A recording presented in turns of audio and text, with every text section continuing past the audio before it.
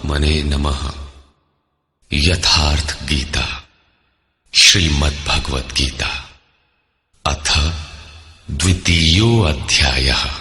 सत और असत हैं क्या? इस पर कहते हैं, अविनाशी तु तद्विद्धि येन सर्वमिदं ततं विनाशमव्ययस्यास्य न कश्चित् कर्तुमर्हति। नाश रहित तो वो है जिससे ये संपूर्ण जगत व्याप्त है। इस अव्ययस्य अविनाशी का विनाश करने में कोई समर्थ नहीं है। किंतु इस अविनाशी अमृत का नाम क्या है? वो है कौन?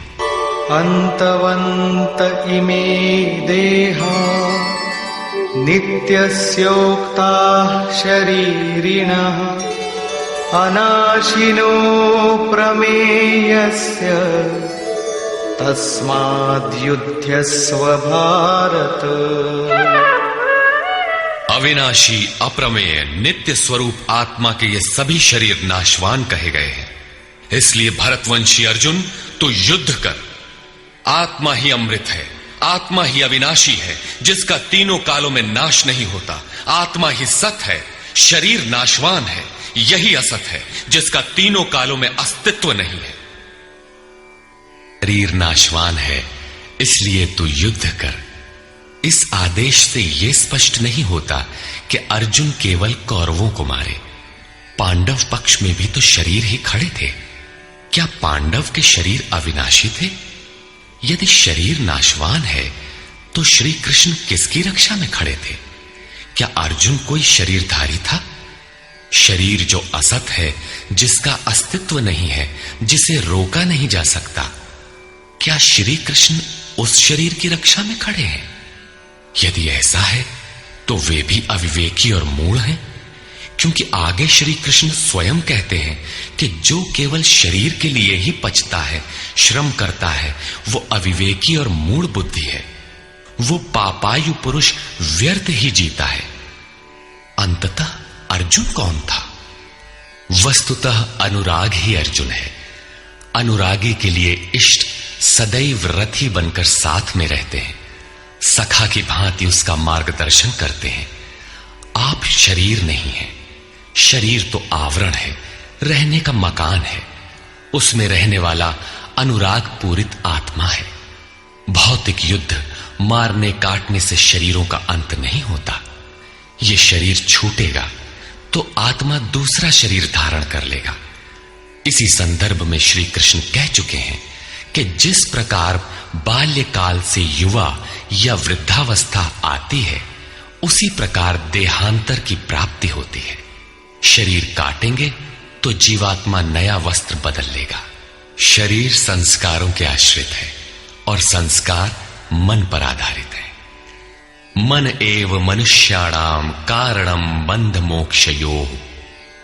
मन का सर्वथा निरोध होना, अचल स्थिर ठहरना और अंतिम संस्कार का विलय एक ही क्रिया है। संस्कारों की सतह का टूट जाना ही शरीरों का अंत है। इसे तोड़ने के लिए आपको आराधना करनी होगी, जिसे श्री कृष्ण ने कर्म या निष्काम कर्मयोग की संज्ञा दी है। कृष्ण ने स्थान स्थान पर अर्जुन को युद्ध की प्रेरणा दी, किंतु एक भी श्लोक ऐसा नहीं है जो भौतिक युद्ध या मारकाट का समर्थन करता हो। यह युद्ध सजातीय विजातीय प्रवृत्तियों का है, अंतर्देश में है।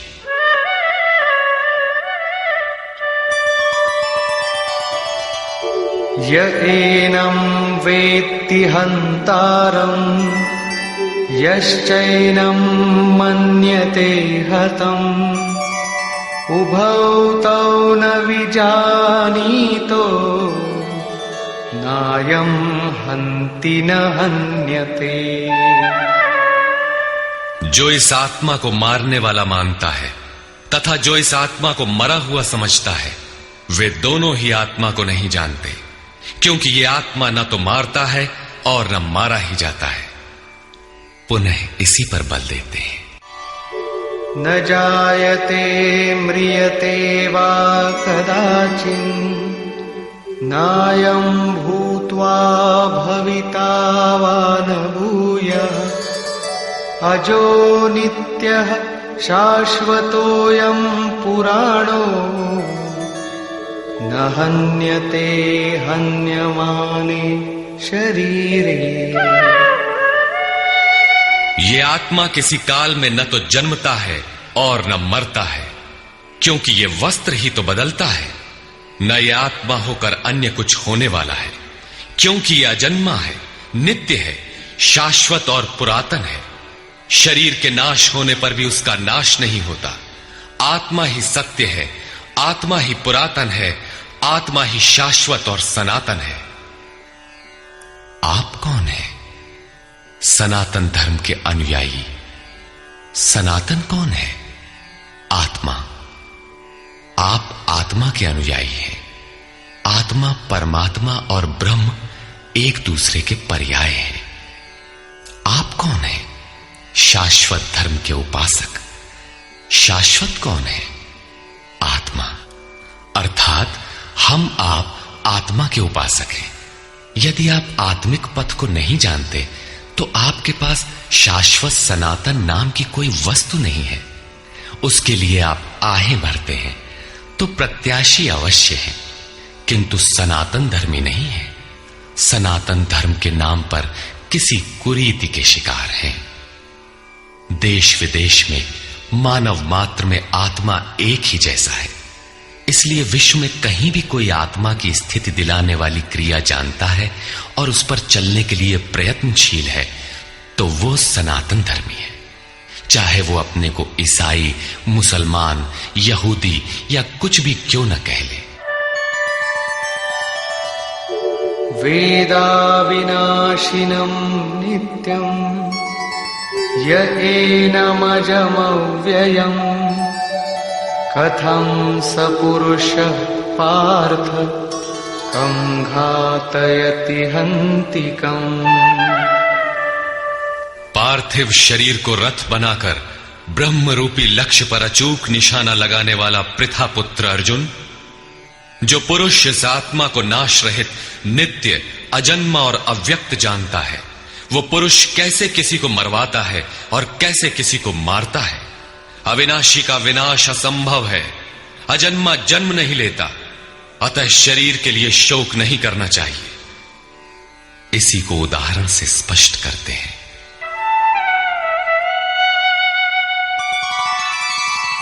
वासांसि जीर्णानि यथा विहाय नवानि गृह्णाति नरोपराणि तथा शरीराणि विहाय जीर्णान्यन्यानि संयाति नवानि देहि। जैसे मनुष्य जीर्णानि वासांसि, जीर्ण शीर्ण पुराने वस्त्रों को त्याग कर नए वस्त्रों को ग्रहण करता है, ठीक वैसे ही ये जीवात्मा पुराने शरीरों को त्याग कर दूसरे नए शरीरों को धारण करता है। जीर्ण होने पर ही नया शरीर धारण करना है तो शिशु क्यों मर जाते हैं? ये वस्त्र तो और विकसित होना चाहिए। वस्तुतः ये शरीर संस्कारों पर आधारित है। जब संस्कार जीर्ण होते हैं तो शरीर छूट जाता है। यदि संस्कार 2 दिन का है तो दूसरे दिन ही शरीर जीर्ण हो गया। इसके बाद मनुष्य एक श्वास भी अधिक नहीं जीता। संस्कार ही शरीर है। आत्मा संस्कारों के अनुसार नया शरीर धारण कर लेता है। अथा खलु ऋतुमयः पुरुषः यथा इहैव तथैव प्रेत्य भवति कृतं लोकम पुरुषोऽभिजायते। अर्थात ये पुरुष निश्चय ही संकल्पमय है। इस लोक में पुरुष जैसा निश्चय वाला होता है वैसा ही यहां से मरकर जाने पर होता है। अपने संकल्प से बनाए हुए शरीरों में पुरुष उत्पन्न होता है। इस प्रकार मृत्यु शरीर का परिवर्तन मात्र है। आत्मा नहीं मरता। पुनः इसकी अजरता अमरता पर बल देते हैं। नैनं छिन्दन्ति शस्त्राणि नैनं दहति पावकः न चैनं क्लेदयन्त्यापो न शोषयति मारुतः। अर्जुन, इस आत्मा को शस्त्रादि नहीं काटते, अग्नि इसे जला नहीं सकता, जल इसे गीला नहीं कर सकता और न वायु इसे सुखा ही सकता है। अच्छेद्योऽयमदाह्योऽयम् अक्लेद्यो शोष्य एव च नित्यः सर्वगतः स्थाणुः अचलोऽयं सनातनः। ये आत्मा अच्छेद्य है, इसे छेदा नहीं जा सकता। ये अदाह्य है, इसे जलाया नहीं जा सकता। ये अक्लेद्य है, इसे गीला नहीं किया जा सकता। आकाश इसे अपने में समाहित नहीं कर सकता। ये आत्मा निसंदेह, अशोष्य, सर्वव्यापक, अचल, स्थिर रहने वाला और सनातन है।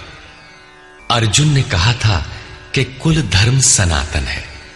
ऐसा युद्ध करने से सनातन धर्म नष्ट हो जाएगा, किंतु श्री कृष्ण ने इसे अज्ञान माना और आत्मा को ही सनातन बताया। आप कौन हैं? सनातन धर्म के अनुयायी। सनातन कौन है? आत्मा। यदि आप आत्मा पर्यंत दूरी तय करने वाली विधि विशेष से अवगत नहीं हैं, तो आप सनातन धर्म नहीं जानते। इसका कुपरिणाम सांप्रदायिकता में फंसे धर्म भीरू लोगों को भोगना पड़ रहा है। जब मैटर क्षेत्र में पैदा होने वाली कोई वस्तु इस सनातन का स्पर्श नहीं कर सकती, तो छूने खाने से सनातन धर्म नष्ट कैसे हो सकता है? यह धर्म नहीं, एक कुरीति परिस्थिति थी जिससे भारत में सांप्रदायिक वैमनस्य बढ़ा और राष्ट्रीय एकता की आज भी समस्या बनी हुई है। धर्म की शरण हम क्यों जाते हैं? क्योंकि हम मरण धर्मा हैं और धर्म कोई ठोस चीज है जिसकी शरण जाकर हम भी अमर हो जाएं। हम तो मारने से मरेंगे और ये धर्म केवल छूने और खाने से मर जाएगा, तो हमारी क्या रक्षा करेगा? धर्म तो आपकी रक्षा करता है, आपसे शक्तिशाली है। आप तलवार से मरेंगे और धर्म वो छूने से नष्ट हो गया। कैसा है आपका धर्म? कुरीतियां नष्ट होती हैं, न कि सनातन। सनातन तो ऐसी ठोस वस्तु है जिसे शस्त्र नहीं काटते, अग्नि जला नहीं सकता, जल इसे गीला नहीं कर सकता। खान पान तो दूर, प्रकृति में उत्पन्न कोई वस्तु उसका स्पर्श भी नहीं कर पाती, तो वो सनातन नष्ट कैसे हो गया? ऐसी ही कतिपय कुरीतियां अर्जुन काल में भी थी। उनका शिकार अर्जुन भी था। उसने विलाप करते हुए गिड़गिड़ाकर कहा कि कुल धर्म सनातन है, युद्ध से सनातन धर्म नष्ट हो जाएगा। कुल धर्म नष्ट होने से हम अनंत काल तक नरक में चले जाएंगे। किंतु श्री कृष्ण ने कहा, तुझे ये अज्ञान कहां से उत्पन्न हो गया? सिद्ध है कि वो कोई कुरीति थी। तभी तो श्री कृष्ण ने उसका निराकरण किया और बताया कि आत्मा ही सनातन है। यदि आप आत्मिक पथ नहीं जानते, तो सनातन धर्म में आपका अभी तक प्रवेश नहीं हुआ है। जब यह सनातन शाश्वत आत्मा सबके अंदर व्याप्त है, तो खोजा किसे जाए? इस पर श्री कृष्ण कहते हैं, अव्यक्तोऽयमचिन्त्योऽयम् अविकार्योऽयमुच्यते तस्मादेवं विदित्वैनं नानुशोचितुमर्हसि। ये आत्मा अव्यक्त अर्थात इंद्रियों का विषय नहीं है। इंद्रियों के द्वारा इसे समझा नहीं जा सकता। जब तक इंद्रियों और विषयों का संयोग है, तब तक आत्मा तो है, किंतु उसे समझा नहीं जा सकता। वो अचिंत्य है। जब तक चित्त और चित्त की लहर है, तब तक वो शाश्वत है तो, किंतु हमारे दर्शन, उपभोग और प्रवेश के लिए नहीं है। अतः चित्त का निरोध करें। पीछे श्री कृष्ण बता आए हैं कि असत वस्तु का अस्तित्व नहीं है और सत का तीनों कालों में अभाव नहीं है। वो सत है आत्मा। आत्मा ही अपरिवर्तनशील, शाश्वत, सनातन और अव्यक्त है। तत्वदर्शियों ने आत्मा को इन विशेष गुणधर्मों से युक्त देखा। न 10 भाषाओं के ज्ञाता ने देखा, न किसी समृद्धशाली ने देखा, बल्कि तत्वदर्शियों ने देखा। श्री कृष्ण ने आगे बताया कि तत्व है परमात्मा। मन के निरोध काल में साधक उसका दर्शन और उसमें प्रवेश पाता है। प्राप्ति काल में भगवान मिलते हैं और दूसरे ही क्षण वो अपने आत्मा को ईश्वरीय गुण धर्मों से विभूषित देखता है। वो देखता है कि आत्मा ही सत्य, सनातन और परिपूर्ण है। ये आत्मा अचिंत्य है। ये विकार रहित अर्थात न बदलने वाला कहा जाता है। अतः अर्जुन, आत्मा को ऐसा जानकर तू शोक करने योग्य नहीं है। अब श्री कृष्ण अर्जुन के विचारों में विरोधाभास दिखाते हैं, जो सामान्य तर्क है। अथ चैनं नित्यजातं नित्यं वा मन्यसे मृतं तथापि त्वं महाबाहो नैवं शोचितुमर्हसि। यदि तू इसे सदैव जन्मने वाला और सदा मरने वाला माने, तब भी तुझे शोक नहीं करना चाहिए, क्योंकि जातस्य हि ध्रुवो मृत्युः ध्रुवं जन्म मृतस्य च तस्मादपरिहार्येऽर्थे न त्वं शोचितुमर्हसि। ऐसा मान लेने पर भी जन्मने वाले की निश्चित मृत्यु और मरने वाले का निश्चित जन्म सिद्ध होता है। इसलिए भी तू बिना उपाय वाले इस विषय में शोक करने लायक नहीं है। जिसका कोई इलाज नहीं, उसके लिए शोक करना एक अन्य दुख को आमंत्रित करना है। अव्यक्तादीनि भूतानि व्यक्तमध्यानि भारत अव्यक्तनिधनान्येव तत्र का परिदेवना। अर्जुन, संपूर्ण प्राणी जन्म से पहले बिना शरीर वाले और मरने के बाद भी बिना शरीर वाले हैं। जन्म के पूर्व और पश्चात भी दिखाई नहीं पड़ते, केवल जन्म मृत्यु के बीच में ही शरीर धारण किए हुए दिखाई देते हैं। अतः इस परिवर्तन के लिए व्यर्थ की चिंता क्यों करते हो? इस आत्मा को देखता कौन है? इस पर कहते हैं,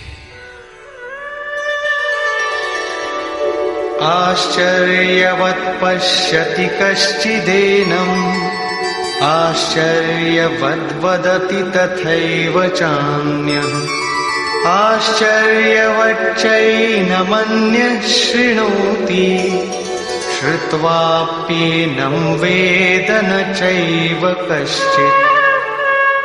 पहले श्री कृष्ण ने कहा था कि इस आत्मा को तत्वदर्शियों ने देखा है। अब तत्व दर्शन की दुर्लभता पर प्रकाश डालते हैं कि कोई विरला महापुरुष ही इस आत्मा को आश्चर्य की तरह देखता है, सुनता नहीं प्रत्यक्ष देखता है। और वैसे ही दूसरा कोई महापुरुष ही आश्चर्य की तरह इसके तत्व को कहता है।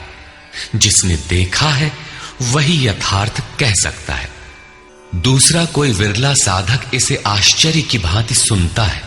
सब सुनते भी नहीं, क्योंकि ये अधिकारी के लिए ही है। हे अर्जुन, कोई कोई तो सुनकर भी इस आत्मा को नहीं जान पाते, क्योंकि साधन पार नहीं लगता। आप लाख ज्ञान की बातें सुने, समझें, बाल की खाल निकाल कर समझें, लालायित भी रहें, किंतु मोह बड़ा प्रबल है। थोड़ी देर बाद ही आप अपनी सांसारिक व्यवस्थाओं में लिप्त मिलेंगे। अंत में श्री कृष्ण निर्णय देते हैं, देही नित्यमवध्योऽयम्